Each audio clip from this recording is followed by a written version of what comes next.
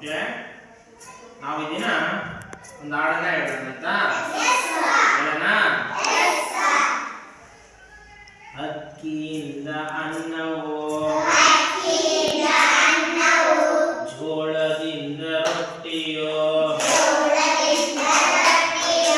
ಗೋಧಿಯಿಂದ ಚಪಾತಿಯೋ, ಉದ್ದಿನಿಂದ ಬೋಂಡವೋ,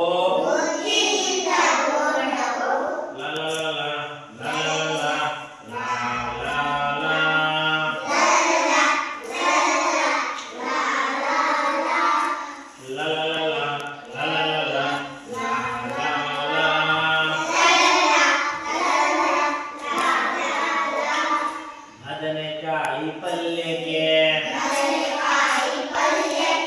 ಹಾಗಲಕಾಯಿ ಬಜ್ಜಿಗೆ,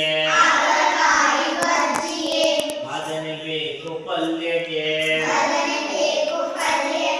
ಹಾಗಲಕಾಯಿ ಬಜ್ಜಿಗೆ, ಬೂದುಗುಂಬಳ ಸಾರಿಗೆ, ಬಾಳೆಕಾಯಿ ಬಜ್ಜಿಗೆ,